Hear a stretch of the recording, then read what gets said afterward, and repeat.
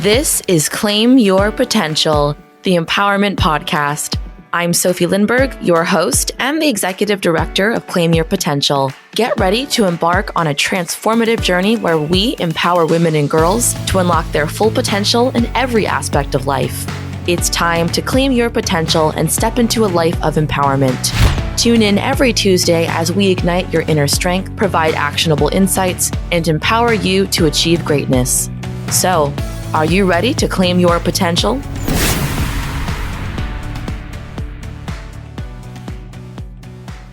Hello, everyone, and welcome back to Claim Your Potential, the Empowerment Podcast. I'm your host, Sofie, and today we are joined by Kalee Boisvert as our guest to talk about how to better our relationship with finances. Kalee's journey began at a young age, fueled by a desire to understand and improve the financial challenges she witnessed within her own single-parent household. Her passion for financial empowerment led her to become a dynamic financial advisor and advocate for helping women take control of their financial destinies. In her upcoming book, Make Money Your Thing, Kalee shares valuable insights, strategies, and a roadmap for women to shift from feeling disempowered to feeling in control and confident about their financial decisions. Please welcome Kalee Boisvert. Thank you so much for being with us today, Kalee. Thank you so much for having me. I'm excited.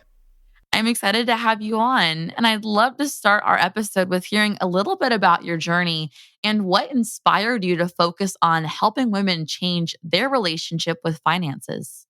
Yeah, that's a great question. So for me, it started quite early on. So I was raised by a single mom, and we didn't have a lot of money growing up. So how money kept showing up in my childhood was, lack of money or like a scarcity. And I realized, though, at the time that it didn't seem to be that everyone had that same situation. Like I looked around at my friends and things like that, and they were getting, all the toys that I had asked for and wanted. And so it got me thinking, and I realized, like, okay, if not everyone is kind of plagued by this same money scarcity, then maybe there's more to this. And so I had this like fascination with money that started about like, if I learn more about it, maybe if I can figure it out, I can change the situation. I can make things differently. So that's how it all kind of started, or where the seed was planted for me. And then I just continued on. Like I kept feeling that pull. So my education took me through, doing my business background, focusing on finance. I landed in a career in the finance industry. And, that's where that desire came back. I had my daughter and I went on mat leave. And that was really when the sort of thought process started, going in my mind of like, I had my daughter, I'm going to be going back to work, and it just really has to be something that I'm passionate about, that matters to me. And so I was working in the finance industry, supporting people with their finances. But what was always so important was wanting to help women specifically. So when I came back from mat leave, I really leaned into that more fully, of just wanting to fully support women with their finances, create like a safe, comfortable place for women to talk about money. And so I started doing just women-only events on different money topics and investing topics. And I would do them on a monthly basis, and more women would show up. And then COVID hit, and I wasn't able to do that in-person experience anymore, but I took it online. And from that is when I realized like I wanted to write this book, Make Money Your Thing, because from like the experience I'd had up to that point, and just wanting to share with a larger audience what I was doing. Because again, I was getting so much positive feedback, and realizing that like women are really interested. Women want to be part of these conversations. Women want to learn more. And so that's why I created this book, just to reach a larger audience, and for women to just get that element of feeling it's just a little confidence boost I think they need. Like that's what I tell people. There's not a difference between men and women with money. It's just that women almost don't believe in themselves, and that's what needs some working on. And so the book, I strive to give women a little bit of a confidence boost, and then hopefully they're willing to take the actions, do the things, and just feel a little bit better about their finances. Yeah. And you mentioned your Make Money Your Thing book. And I'm curious, could you give us a glimpse into some of the key insights and strategies that Make Money Your Thing offers to guide women in their journey toward financial empowerment? Absolutely. Like, I think the book, I wrote it for women of all ages and all different backgrounds because I didn't want to feel like I was leaving anyone out. But it's really women focused. Like the stories I share are about women.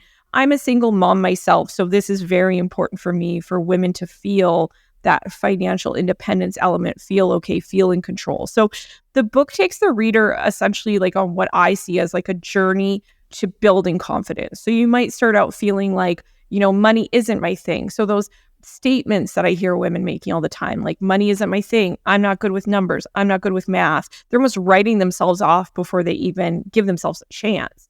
So, you start there. And then I take the reader to do some of that inner work to hopefully change some of that inner dialogue and have a little bit more of a positive money belief going into it. Because if you don't do kind of that inner work, you're never going to want to finish the book or take the steps to build the confidence. So it starts there. And then from there, again, it's just building confidence. So it's taking women through like knowing your numbers, talking a little bit about investing, talking about spending more time on your money, feeling in control, some of the steps that women can actually take. And then by the end of it, just having this unshakable confidence where you feel equipped for anything that comes your way, that you're now more ready to handle it because of some of the tips in the book. So that's kind of the journey that I take the reader on. By the end of it, I really want them to be saying like, money is my thing. I've got this. Like just feeling a little bit better even is going to be like a massive difference, because when you're feeling like that, you do tend to want to take the steps, take the action, this inspired action. And that's the best thing you can be doing for your money. So that's kind of the journey the reader goes through. And again, yeah, I really hope by the end of it, they're inspired to do something. They're like, I'm ready. I'm going to, start investing. I'm going to open that account. I'm going to look at my expenses and have more of an understanding of that. Like whatever that looks like, that's what I'm really hoping for women. So it's kind of like meeting you where you're at, but giving you a little bit of a boost so you can kind of take the next steps. Yeah. And you mentioned how, you want women to feel like, what, money is my thing. And I feel like in order to get there, we first have to understand perhaps some of those common financial mistakes that women tend to make or that people tend to make in general. And so, from your experience, what are some of the most common financial mistakes that women tend to make? And how can they begin to overcome these challenges? Yeah, absolutely. That's a great question. Yes, it's the stuff that I think is like very avoidable, but frustrates me when I see it, right? I'm like, oh, why are we doing this to ourselves? So, if this is you or you've been doing some of these things, by all means, it's not to feel, this isn't a guilt trip. It's not like, oh no, all hope is lost because I've been doing that all along or something like that. This is just, again, an awareness. And when you see these things you're doing, hopefully that inspires you to make some change. So one of them would be that negative self-talk. Like that's a huge thing. And women do it so much more than men when it comes to money. So women saying the things, I'm not good with money. I don't understand this stuff. And when you're saying those things, it sends the message that is just going to be the reality. Like I'm so of the belief of the energetics of things. And when you're putting those things out there and constantly saying them, that is going to be your reality, unfortunately. So can you take a moment to shift the inner dialogue or what you're saying even out loud, or what some of the thoughts are that come up for you about money, and shift them to even just slightly more positive, something that feels a little bit better. So maybe something like, you know what, I haven't paid enough or much attention to my money up until this point, but I'm willing to start making change. I'm willing to start changing this. I'm excited to feel better about my finances, to look at my money differently. Like anything that resonates with you, that you can feel a little bit lighter and a little bit more open to the possibilities, that's what I would highly recommend. So the negative self-talk, we have to get rid of it. And if you can replace it with kind of the next best positive step, until you can be saying things like, money is my thing. I love money. Like you might not be there yet, but just little shifts if you can slowly get to that. So that would be the first thing. The second thing was really about women not getting their money to work for them. So just sitting on piles of cash, like hoarding cash. So yes, the first step to building wealth and whatnot is saving money. That is so important. But women have more of a tendency to men to kind of just feel like, okay, I'm accumulating this cash and, that is it. I'm too scared to invest it or put it to work in the stock markets or through exchange traded funds, ETFs, or mutual funds or things like that. You have to have your money working for you. If you want to study like the lives of, wealthy people and what they do and how they've gotten that way, there is an element of they're making their money work for them.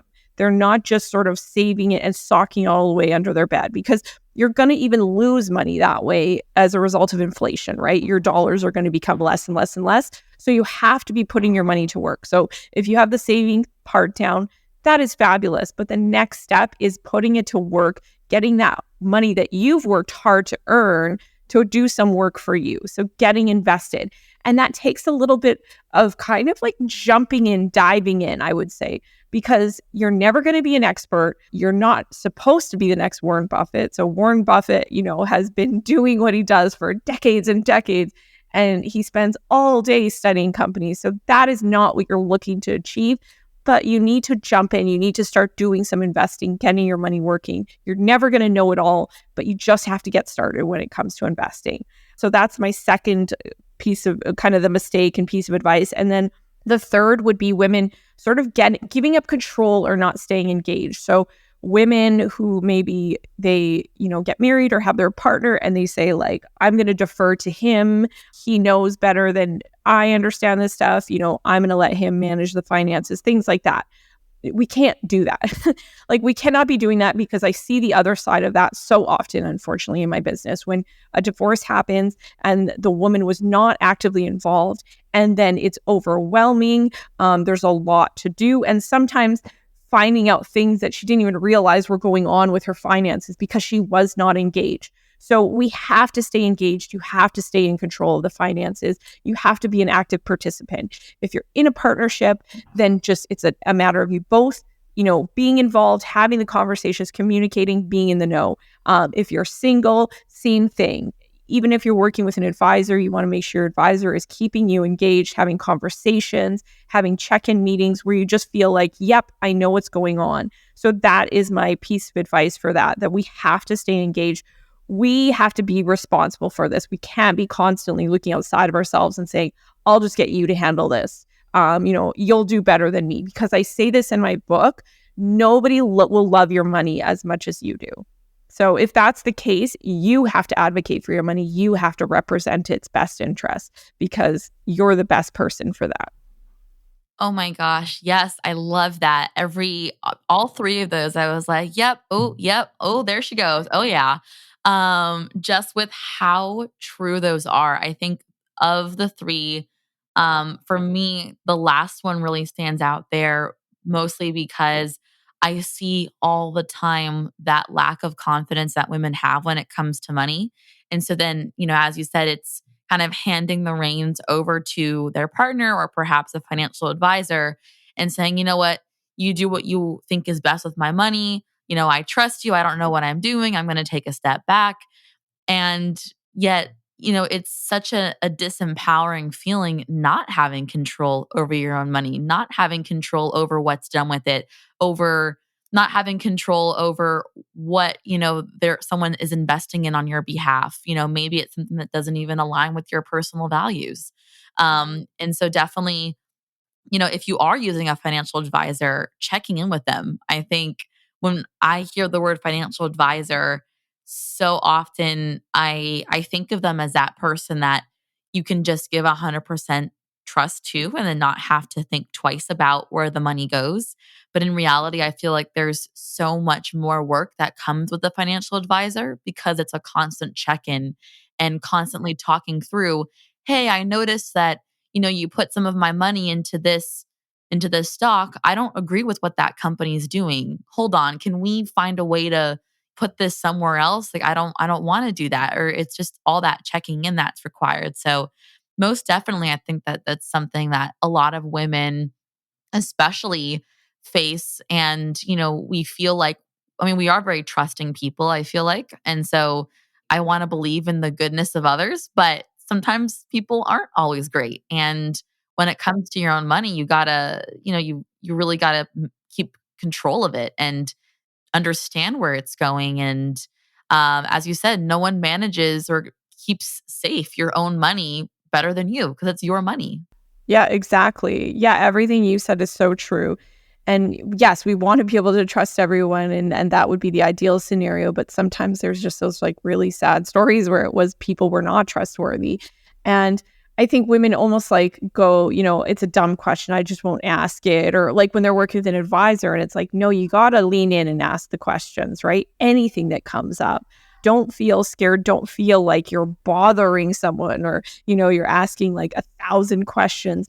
That's fine. Like there's nothing wrong with that. And if they have a problem with that, that's their problem, right? Like we on like it's just I feel it too. I'll walk into a bank and I get this feeling, like a sinking feeling when I walk into a bank of like, oh, like I feel like disempowered or not good enough or something. Something about going to a bank every time I've ever gone, I've had a really negative experience where it feels like you're being talked down to. And I'm like, I'm a financial professional and I feel that way. So I can't even imagine what people are feeling every day. And I'm like, it sucks. And, dealing with this, but we have to kind of stand in our power, in our knowing and ask those questions and switch that around. Yeah. And I feel like so much of this, is really rooted in that feeling of, oh my gosh, I'm so overwhelmed by the thought of taking control of my money and talking about money. And so do you have any steps or advice that, you give to your clients who, for women that may feel that sense of, oh, I'm so overwhelmed with this? What advice do you have for those women that have that feeling? And where can they start to take control of their finances without feeling so overwhelmed? Yeah, that's a great point and question. I think it, goes back to, you're right, like when we feel overwhelmed, what happens? It's almost like that fight, flight, or freeze response. And I would say it's the freeze that we go to where it's like, okay, I'm overwhelmed, and you shut down and you don't do anything. And you can do that for a long time when it comes to your money, right? Like, I'm just not going to think about it. I'm not going to look at it because when you do, it's like, no, it's too much.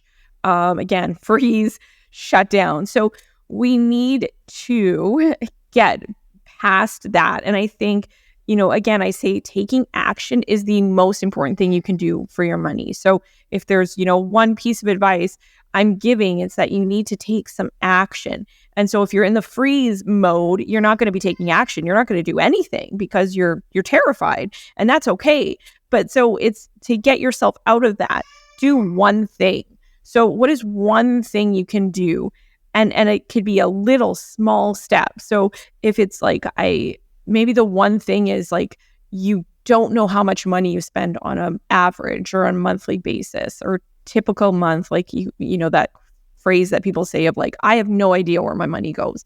Okay, well then can you just schedule a little bit of time to go through 1 month of transactions, write it down or put it in a spreadsheet, whatever works for you, but take a look, see where your money's going, decide, I didn't realize I spend that much money there. Maybe I'm going to switch this or do that. Like that, spending just that 30 minutes to maybe an hour it's going to take you, it feels so good. It does feel like, okay, I got this. I know what I'm spending. I know how much I need. I did it just the other day. I do these check-ins for myself all the time. And every time I do it, it feels good. I'm like, oh, okay.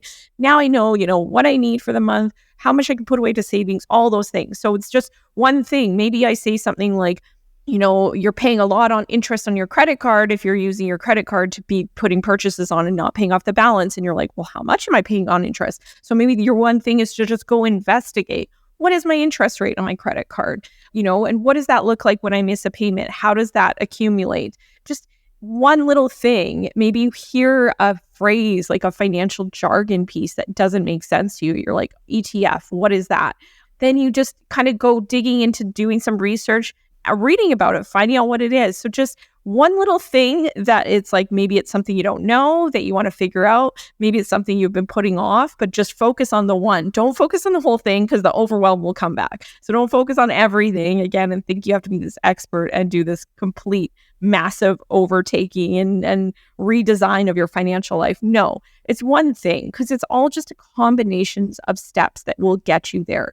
You will be faced with money decisions every day. I would say everyone is on a daily basis. So you're kind of given this opportunity to make decisions every day, and there's a lot coming at you. So don't overwhelm yourself more than need be. Take on one thing at a time, and it will feel good, and it will get you feeling ready to take on the next thing and the next thing. It gives you that momentum. So that's my piece of advice. If you're feeling that way of overwhelmed, what is one little small thing you can do today?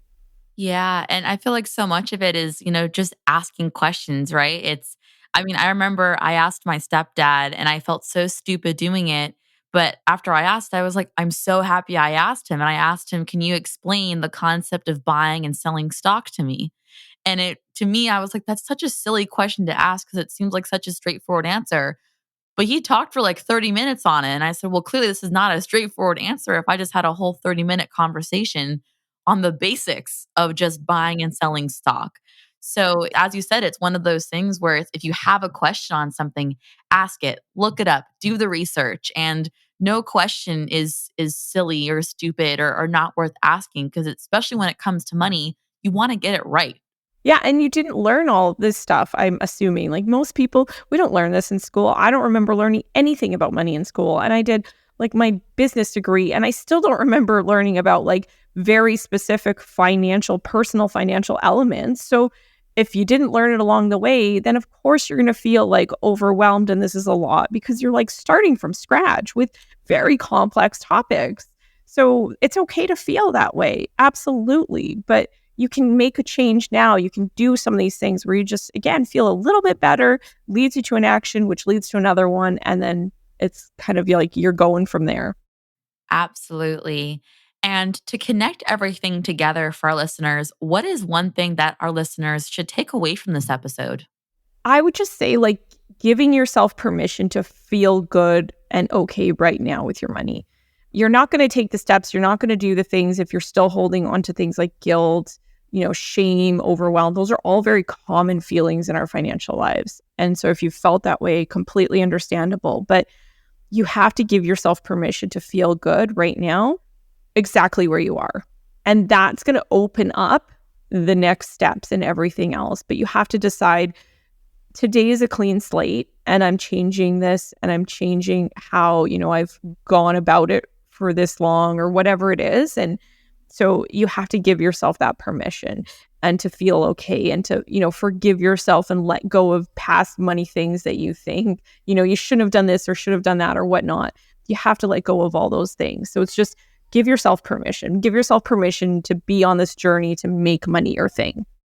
Yes, I love that. I feel like so much of the theme of this podcast is really that sentiment of give yourself permission to just do it, right? Give yourself the permission to, take control over your money. Give yourself permission to take control over, your own empowerment. And so absolutely, I think that rings so true here. And for listeners that would like to, keep this conversation going and connect with you, how can our listeners get in contact with you?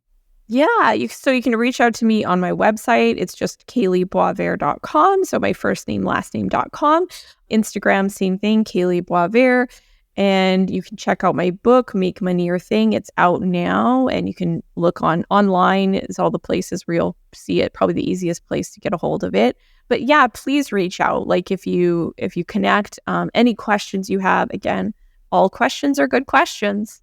Love that.